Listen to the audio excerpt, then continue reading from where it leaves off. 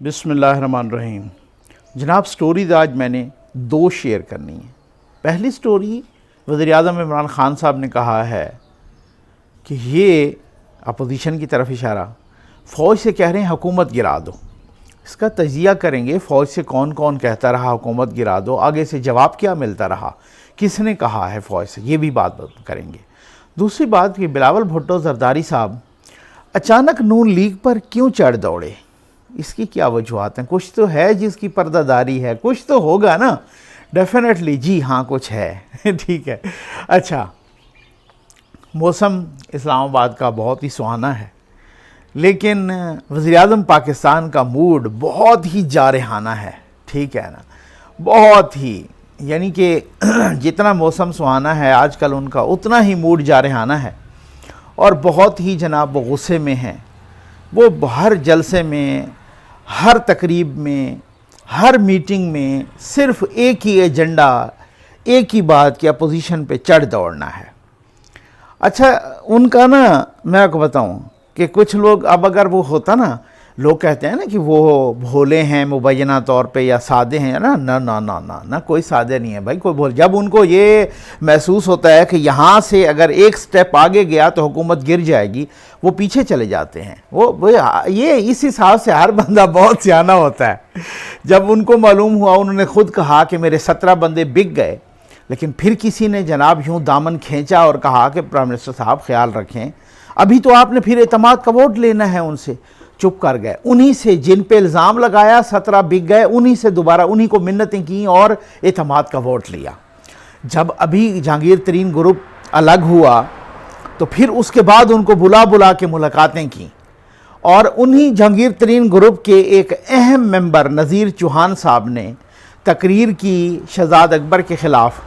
उन्होंने फिर तकरीर की और उस फिर तकरीर, दूसरी दफ़ा जब वो तकरीर की तो वो इतनी सख्त तकरीर की पंजाब असम्बली में। उन्होंने कहा मैं उस बयान पर कायम हूँ कि जो मैंने कहा था कि शहजाद अकबर कादियानी है, मैं उस बयान पर कायम हूँ। उन्होंने मुझ पर, बजाय इसके कि वो जवाब देते, उन्होंने मुझ पर जनाब उसका FIR कटवा दी और पंजाब असम्बली के फ्लोर पर इतनी सख्त तकरीर, मतलब वो कह रहे हैं कि मैं आज भी कायम हूँ कि वो कादियानी है और अगर वो नहीं हैं तो आके साथ कहें कि मैं ख़ातमुन नबीयीन हज़रत मोहम्मद सल्लल्लाहु अलैहि वसल्लम पर ईमान रखता हूँ, उनके बाद किसी को नबी नहीं मानता। और साथ उन्होंने बहुत ही एक इस तरह की कड़ाकेदार बात कर दी। नज़ीर चौहान साहब ने जहांगीर तरीन साहब के ग्रुप के बहुत ही अहम रुकन ने और PTI के रुकन ने पंजाब असम्बली के फ्लोर पर उन्होंने कहा कि अगर शहजाद अकबर कादियानी नहीं है तो फिर मिर्ज़ा ग़ुलाम अहमद कादियानी पर वो बबांगे दो लानत भेजें। ये नज़ीर चौहान साहब असम्बली के फ्लोर पर कह रहे हैं। FIR कट गई उन पर। वो थाने गए, बाकायदा जुलूस लेके, जी मैं गिरफ्तारी देने आया हूँ। उनको गिरफ्तार नहीं किया गया। वैसे दफात 5-6 लगा दी गई उन पर, लेकिन उनको गिरफ्तार नहीं किया गया। तो करे ना सरकार गिरफ्तार, वही शहजाद अकबर साहब ने अपने अख्तियारात इस्तेमाल करके उन पर FIR कटवाई। और फिर बाकियों को तो आप चलान पेश करने से पहले, इंक्वायरी से पहले, इन्वेस्टिगेशन से पहले सबको गिरफ्तार करके अंदर करके कहते हैं हमने देखो माफिया पकड़ लिया। तो ये इनको आप करें ना, जिनको आपने गिरफ्तार, जिन पर आपने FIR भी कटवाई और सारे वज़रा ने उनकी मजम्मत भी की और वो खुद चल के थाने गए उनको। तो बात ये है, ये माफिया इस तरीके से खान साहब को पता है कि जहाँ पे वो रेड लाइन है ना, उसके बाद मुझे खतरा पैदा हो जाएगा हुकूमत को, वहाँ से वो पीछे हट जाते हैं। वो इतने भोले नहीं हैं भाई, वो बात ये नहीं है। अब वो कह रहे हैं कि ये अच्छी अपोजिशन है, ये अच्छे डेमोक्रेटिक हैं, ये अपने आप को पाकिस्तान डेमोक्रेटिक मूवमेंट कहते हैं, और उधर से ये फ़ौज को कह रहे हैं कि हुकूमत गिरा दो। भाई अगर फ़ौज को वो पहली बात तो ये है कि अगर फ़ौज को कह रहे हैं, आपके पास सबूत हैं, आप सामने रखें कि अगर वो फ़ौज को कह रहे हैं कि हुकूमत गिरा दो, जी बिल्कुल फ़ौज को नहीं कहना चाहिए कि आप एक डेमोक्रेटिक गवर्नमेंट को गिरा दें। ठीक, आप एक इलेक्टेड गवर्नमेंट, ये एक और बात कि वो किस तरह से आई है, लेकिन फिर भी मैं कहता हूँ कि फ़ौज को नहीं कहना चाहिए, लेकिन आपको सबूत देना होगा। लेकिन सरकार जो आपके हवाले से बातें हैं ना, उनके बहुत सारे बबांगे दौल सबूत, शवाहिद, वो हर ज़बान पर ज़बान ज़द आम हैं। वो जनाब ज़राए ने भी बताए, इसको मैंने कुछ न्यूट्रल ज़राए से भी तस्दीक की। एहसन इकबाल साहब ने भी कहा कि जब खान साहब 2014 के धरने में ये आए इस्लामाबाद और डी चौक पे बैठे तो खान साहब ने अपने एक सीनियर मोस्ट साथी से कहा, अच्छा वो किन से कहा वो मुझे पता चल गया, लेकिन बात वही होती है, वो जिससे कहो ना कहते हैं यार आपने ना मेंशन नहीं करना नकवी साहब वीडियो में, चले ठीक है मैं आपको नाम बता रहा हूँ, वो नाम ये है, अच्छा ठीक है चले मैं आपको एक हिंट्स देता हूँ कि खान साहब के वो करीबी साथी बहुत ही कंट्रोल टावर के भी साथ थे और उनके भी करीब हैं, ठीक है ना। उनसे उन्होंने कहा कि उनसे कहें कि आप नवाज शरीफ की हुकूमत गिरा दो। उन्होंने राब्ता किया, जवाब दिया कि खान साहब वो ये कह रहे हैं, यानी कंट्रोल टावर कह रहे हैं कि हम अपना वादा कैसे निभाएं, आपने अपना वादा नहीं निभाया, आपने जितने बंदों का कहा था उतने बंदे आप ले भी नहीं आए, ठीक है। अब ये खैर ये बात ठीक है, इस बात में वजन है, खान साहब उतने बंदे नहीं लाए थे, ताहिरुल कादरी साहब लाए थे कुछ बंदे, उनके ही बंदे थे जो कांस्टेंट बैठे भी रहे, जब वो गए तो फिर उसके बाद धरने में जान खत्म हो गई। हम जाते थे दिन के वक्त, आप यकीन करें टोटल 100 बंदा उधर नजर नहीं आता था, शाम को कुछ लोग आ जाते थे, फिर वही तकरीर चकरीर सब कुछ होता था। वो जो मेरा ये मिजाज नहीं है कि मैं कहूँ कि भाई अपोजिशन वाले तो कहते रहते हैं कि गाना बजाना होता था और फिर उसके बाद वो चले जाते थे, लेकिन खैर वो स्पीच होती थी खान साहब की और फिर उसके बाद वो चले जाते थे लोग।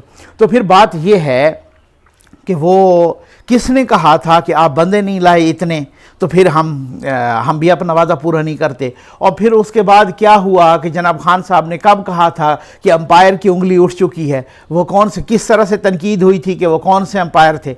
और जब रहील शरीफ साहब ने बुलाया था तो इमरान खान साहब और ताहिरुल कादरी साहब किस तरीके से जनाब उस बुलावे पे बाछें खिल गई थीं और कैसे कैसे भागे हुए गए थे। और हमें याद है कि वापसी पे आके दोनों तरफ से ये दावे हो रहे थे मुझे टाइम ज़्यादा मिला क्या बात है भाई क्या ना, ताहिरुल कादरी साहब कहते हैं मुझे टाइम ज़्यादा मिला इनसे, वो कहते हैं मुझे टाइम ज़्यादा मिला इनसे। दोनों एक दूसरे यानी कि यूँ सबकत ले रहे थे कि रहील शरीफ साहब से उन्होंने मुझे टाइम ज़्यादा दिया, ठीक है ना। तो ये बात होती है। तो सरकार ये असल मसला। अब उसके बाद क्या हुआ, शेख रशीद साहब जो आपके शाना बशाना उन्होंने ये सारी कार्रवाई डाली और शाना बशाना खड़े रहे इस पूरे काम में और इस पूरी कार्रवाई में।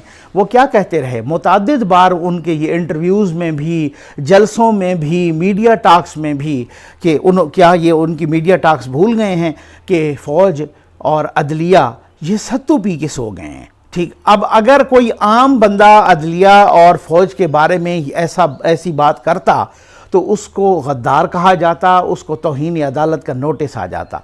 लेकिन शेख साहब ने कहा है जनाब, अभी मुझे याद है कि ये चंद रोज़ पहले जस्टिस सिद्दीकी साहब की समाअत हो रही थी, तो जस्टिस सिद्दीकी साहब के वकील हैं हामिद खान साहब, उनको जनाब उमर अता बंदियाल साहब, जस्टिस उमर अता बंदियाल साहब ने ये कहा कि देखें आपके मुवक्किल ने यानी कि जस्टिस शौकत सिद्दीकी साहब ने अदलिया के बारे में क्या क्या बातें की और आज वो उसी अदलिया में वापस आना चाहते हैं।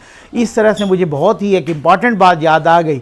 मैं कहता हूँ हामिद खान साहब ने अज़राह तफन्नुन ही सही या अज़राह तफन्नुन नहीं तो वैसे ही एक आर्गूमेंट के तौर पे कि सर यहाँ पर तो जिन लोगों ने पार्लियामेंट पर लानतें भेजी थी वो भी आए बैठे हैं, जस्टिस सिद्दीकी साहब ने तो ऐसी कोई बात नहीं की, इस तरह की बात तो कोई नहीं कही। यहाँ तो शेख रशीद साहब ने, इमरान खान साहब ने पार्लियामेंट पे लानतें भेजी, तो जिस पार्लियामेंट पे लानत भेजी उसी में लोग वापस आ रहे हैं और उसी में लोग वापस आके वज़ीर भी बन रहे हैं, वज़ीर आज़म भी बन रहे हैं।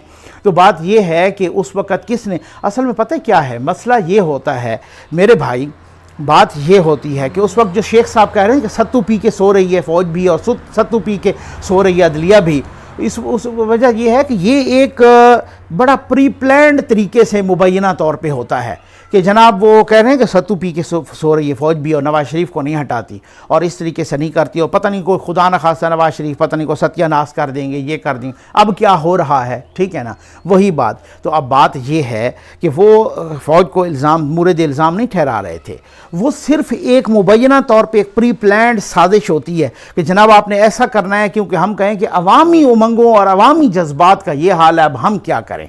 जैसे IG ने अगवा हुआ था, वहाँ पर एक प्रेस रिलीज़ आई थी, उन्होंने कहा कि जनाब के वो इमोशनल हो गए थे, वो पता नहीं कि जज्बात में आ गए थे, उन्होंने जज्बात में आके IG को अगवा कर लिया। तो बात ये होती है कि जहां अब जैसे हामिद मीर साहब के इशू पर तमाम मालशिया पालशिया यूट्यूबर्स, तमाम मालशिया पालशिया चैनल्स, तमाम मालशिया पालशिया एंकर्स को छोड़ दिया गया और उन्होंने साथ साथ फ़ौज को उकसाना शुरू कर दिया कि जनाब वो क्या है कि भाई आप हामिद मीर से डर गए क्या, आप हामिद मीर को नहीं कुछ कर रहे, आप हामिद मीर के पता नहीं क्या उन्होंने अल्फाज इस्तेमाल किए, उनका कोई कुछ नहीं बिगाड़ सकता, वो इतने पावरफुल हो गए। असल में ये वो प्री प्लान्ड साजिश होती है मुबैना तौर पे कि आपने ऐसे ही कहना है, ठीक हो गया ना। तब कोई जाके जो है ना अवामी उमंगें, अब लाहौर हाई कोर्ट में हामिद मीर साहब के खिलाफ एक पिटीशन आई है जनाब गद्दारी की और वो उन्होंने रिजेक्ट कर दी है। खैर से उन पिटीशन का आप देखें, दो वकला साहबान, मतलब हर एक तबके में ना, चाहे वो सहाफ़ी हों, चाहे वो वकील हों, चाहे कोई और हों, औरों का मैं नाम भी नहीं ले सकता, सब में इस तरह की लाल चीज़ें होती हैं, ठीक हो गया ना। लेकिन अब मसला ये है कि अब आप अंदाज़ा करें कि वकला में बहुत अच्छे अच्छे नाम भी हैं, यही बार्स जो कि शौकत सिद्दीकी साहब के साथ भी खड़ी हैं और जस्टिस काजी फ़ायज़ साहब के साथ भी खड़ी हैं, यही बार्स कुछ लोग ऐसे हैं कि जो इस पर कलंकटी का हैं, जो दाग हैं इस माशरे पर भी और इस जो है ना असूली जंग के इस पर भी। अच्छा, उसके बाद ये है कि जनाब वो दो वकला गए और लाहौर हाई कोर्ट में उन्होंने कहा कि हामिद मीर पर गद्दारी का मुकदमा किया जाए। उन्होंने लाहौर हाई कोर्ट ने रिजेक्ट की कि जिधर है। अच्छा, क्या है कि जनाब कि उन्होंने इस तरह की बातें की और फेडरल गवर्नमेंट कर नहीं रही, तो आप उनको हुक्म दें कि फेडरल गवर्नमेंट, अब चूंकि फेडरल गवर्नमेंट को एक फेस सेविंग मिल जाए, समझ रहे हैं ना आप कि जी हम क्या करते हैं, हमें तो अदालत ने हुक्म दिया, अब अदालत के कंधे पर जो है ना इस तरीके से बंदूक चलाने की जो साजिश वो लाहौर हाई कोर्ट ने नाकाम बना दी। अब आप अंदाजा करें जरा कि भाई उसके बाद के वो जो उन्होंने कहा कि जो फोरम है ना वहीं पे जाएं, उनको किसने रोका है वो गद्दारी का करें मुकदमा, अगर गद्दारी का मुकदमा बनता है तो। आ जाए जनाब बिलावल भुट्टो जरदारी साहब, अचानक ही जनाब वो चढ़ दौड़े नून लीग पर। उन्होंने कहा कि अगर वज़ीर आज़म रायबंद का सज़ा याफ्ता हो तो वो बाहर चला जाता है और जहाँ पर नवाब शाह का हो तो वो इधर ही बैठे। भाई आपको भी, अभी हामिद मीर साहब ने भी कहा है कि जरदारी साहब को भी एक ऑप्शन मिली कि जब बाहर जाएं और वो जाना नहीं चाहते। एक तरफ आप वो क्रेडिट ले रहे हैं कि वो जाना नहीं चाहते, वो चले गए, तो किसी एक जगह पर तो ठहरे ना। फिर आप कहते हैं कि वो रायबंद वाले को तो बाहर इजाज़त मिल गई और वो सज़ा याफ्ता हो। मुझे ज़ाती तौर पे मालूम है कि नवाज़ शरीफ साहब ने अपने तमाम पार्टी वर्कर्स को, पार्टी रहनुमाओं को ये मना कर दिए कि आपने कभी नहीं कहना कि जुल्फ़िकार अली भुट्टो एक सज़ा याफ्ता या कातिल या इस तरह के अल्फाज, ये मुझे ज़ाती तौर पे पता है। लेकिन आपका मैं बिलावल साहब यू टर्न पे कुर्बान जाऊं कि अभी कल की बात कल की कहूँ ना, ये मार्च 2019 में आप नवाज़ शरीफ साहब से मुलाकात के लिए गए और जब मुलाकात से आप बाहर आए तो वो मीडिया टाक मौजूद है, वो आप देख सकते हैं। जब कोट लखपत जेल में ये किसी भी बड़ी पार्टी के रहनुमा की नवाज शरीफ साहब से जेल में पहली मुलाकात थी, जब आप बाहर आए तो आप कह रहे थे कि जनाब निमिया साहब की तीमारदारी के लिए मैं गया था और उनको इलाज की बेहतरीन फैसिलिटीज़ प्रोवाइड होनी चाहिए और मुहैया होनी चाहिए, और मैंने जहाँ तक उनसे बात करके जो नतीजा अख़ज़ किया है तो मियाँ साहब किसी डील के मूड में नहीं हैं। अगर वो उस वक़्त डील के मूड में नहीं थे तो वो आज किस डील के मूड में होंगे। बात ये है कि जब वो जा रहे थे उस वक़्त और उनको इजाज़त नहीं मिल रही थी, पूरी पीपल्स पार्टी साथ नून लीग के इसी तरह से आवाज़ मिला रही थी कि क्यों नहीं जाने दे रहे बाहर, उनको अदालत ने इजाज़त दी है, उनका क्यों नहीं ECL पे से नाम निकलवा रहे, उनका इलाज करवाना हक बनता है। तो आज आप यू टर्न ले रहे हैं अपने ही मौक़िफ़ से और आप अपने ही मौक़िफ़, और क्यों अब वो कह रहे हैं जनाब के वो लोग हुकूमत के सहूलतकार हैं कि जो हुकूमत को नंबर पूरे होते हुए भी इन हाउस चेंज नहीं लाते, बस ये वो मामला है। और आपने नोट किया होगा कि वो उनका नवाज़ शरीफ साहब और मरीम नवाज़ साहब के ख़िलाफ़ आवाज़ बहुत बुलंद होती है, शहबाज शरीफ साहब के वक्त वो बहुत धीमे हो जाते हैं। और अभी भी उन्होंने कहा कि हम शहबाज शरीफ साहब के साथ खड़े। उसकी वजह ये है कि PDM में जो कुछ किया आपने, PDM की जिन फैसलों की तौहीन की, उनको वापसी का रास्ता न मौलाना फजल रहमान साहब मान रहे हैं न मरीम नवाज़ साहब मान रही हैं। अभी शहबाज साहब ने बहुत ही कोशिश की आपको PDM में वापस लाने की, लेकिन उन्होंने और तो और शायद खकान अब्बासी साहब ने भी यही कहा कि मैं तो इस यहाँ के जो जनरल सेक्रेटरी की सीट है मैं ये छोड़ दूंगा अगर पीपल्स पार्टी वापस आती है। आप दें ना वजाहत, या तो आप कहें कि PDM के प्लेटफॉर्म पे ये फैसला नहीं हुआ था कि लीडर ऑफ अपोजिशन सेनेट में नून लीग का होगा, आप साबित करें, और अगर पीडीएम के प्लेटफॉर्म पे ये फैसला हुआ था और आप पीडीएम के अंदर बैठे थे और पीडीएम का हिस्सा थे और इस पे आपने अमन्ना व सदकना किया था, इसको आपने माना था इस फैसले को, तो फिर आप कहें कि हम फैसले की वायलेशन की है, हम इसकी माफ़ी मांगते हैं और आ जाएं जनाब फिर पीडीएम में। तो कुछ तो कहें ना, कुछ या तो कहें कि ये फैसला ही नहीं हुआ था। ये तो फिर वही वाली बात होगी जैसे जरदारी साहब ने कहा कि ये जो एग्रीमेंट्स होते हैं, कॉन्ट्रैक्ट्स होते हैं, जो मुआहदे होते हैं, ये कोई कुरान और हदीस नहीं होते। जी हाँ, ये होते हैं भाई, कुरान और हदीस में इन्हीं मुआहदों की तो पासदारी का तो हुक्म है। और क्या होता है, यही होता है। ठीक हो गया ना।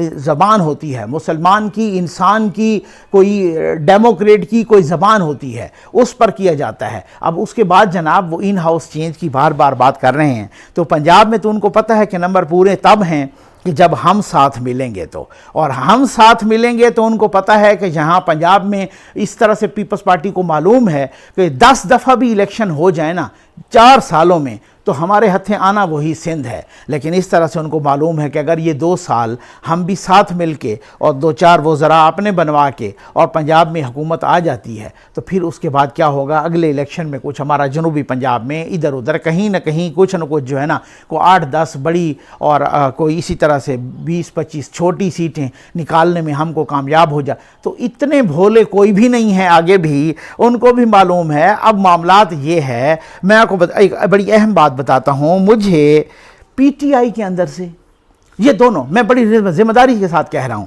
पीटीआई के क्लोज सर्कल से और कंट्रोल टावर के भी क्लोज सर्कल से, जो लोग उनके क्लोज हैं, उन्होंने मुझे कहा कि 2 मरतबा ये ऑफर दी गई, शहबाज शरीफ साहब को बुला के कहा गया कि पंजाब हुकूमत लेनी है, कल देने को तैयार हैं। उन्होंने कहा जी हमने नहीं लेनी। ठीक, तो अब यहाँ हालात यहाँ इतने तक हैं, क्यों नहीं लेनी आखिर उन्होंने? इसी वजह से कि नवाज शरीफ साहब ये चाह रहे हैं कि ये जो आखिरी 2 साल हैं, इनको किसी को शहीद, सियासी शहीद बनने की हम इजाज़त नहीं देंगे, किसी को सियासी शहीद बनने का हम मौका नहीं देंगे। कल को खान साहब जाके कहीं इन्होंने जो हमें पूरी नहीं करने दी टर्म, भाई उस्मान बुज़दार साहब, उनको पता है कि वसीम अकरम प्लस साहब जितना ज़्यादा देर तक रहेंगे पंजाब में, उतना हमारा ग्राफ ऊपर जाएगा। यही ज़िमनी इलेक्शन से नहीं साबित हो गया? ज़िमनी इलेक्शन पंजाब के जितने थे सारे के सारे नून लीग जीत गई। इसी वजह से उनको पता है कि स्वीप करना है। इसी वजह से कुछ डील से मुतल्लिक, कुछ बयानिए के इख्तलाफ से मुतल्लिक ये अगली वीडियो में बताऊंगा। ये इंशाअल्लाह बहुत ही अहम बातें, और मैंने बहुत ही अहम ज़राए से कुछ बात की और मैंने बोला कि ये क्या चक्कर है, ये बयानिए का इख्तलाफ और क्या सूरत हाल है और मुस्लिम लीग नून क्या करने जा रही है, इससे मुतल्लिक मैं आपको इन्फॉर्म करूँगा। उम्मीद है आपको वीडियो पसंद आई होगी। आपका बहुत बहुत शुक्रिया।